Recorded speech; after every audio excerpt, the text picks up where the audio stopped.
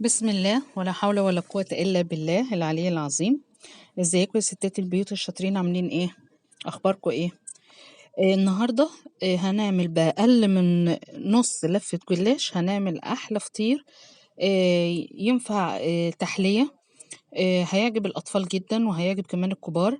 حاجات سهلة سريعة بسيطة، تتعمل في أقل وقت جدا وبأقل مجهود، علشان طبعا الجو الساقعة وكده، فمحتاج حاجة تكون دافية وطعمها حلو وتدي باور وطاقة كويسة لينا وتدفينا كمان وتحلينا، ويا رب يحل أيامكم كلكم.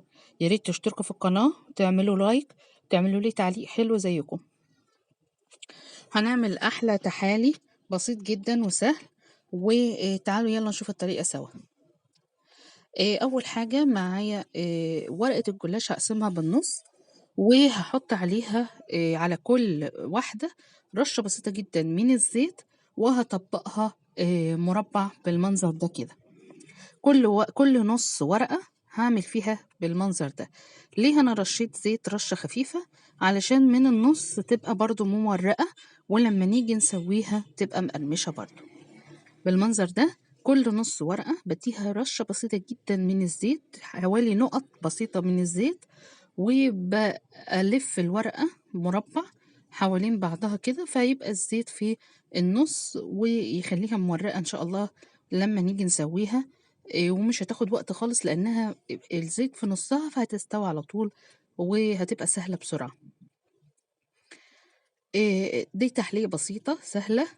حاجات بسيطة جدًا من بواقي الجلاش اللي عندِك، ممكن تعمليها وما هيش مكلفة خالص، ويبقى أنتِ عملتِ صنف حلو بأقل التكلفة، علشان طبعًا الغلا اللي إحنا فيه وكده، فيبقى حاجة بسيطة وسهلة وكمان سريعة طعمها حلو، اتعملت بمنتهى السهولة. اذكروا الله وصلوا على النبي، ولا حول ولا قوة إلا بالله، علشان البركة تزيد والبركة تحل عليكم وعلى أكلكم. رشة زيت خفيفة جدا جدا، أنا طبعا مش بكتر فيه علشان يبقى كمان خفيف ما يبقاش تقيل.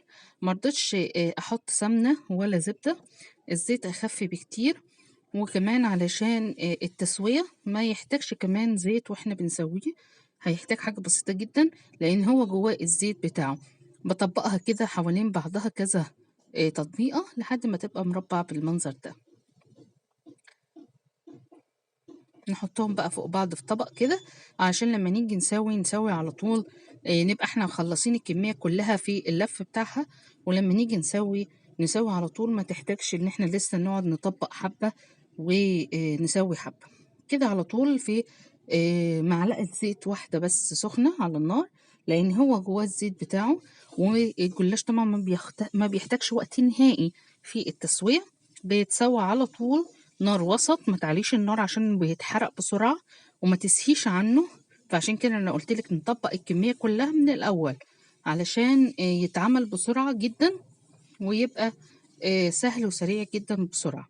جنبي طبق فيه شوية لبن صغيرين صغيرين جدا، يعني حوالي اقل من ربع كوباية لبن جنبي، وبحط على طول من الطاسة اللي يطلع على طول بحطه في اللبن،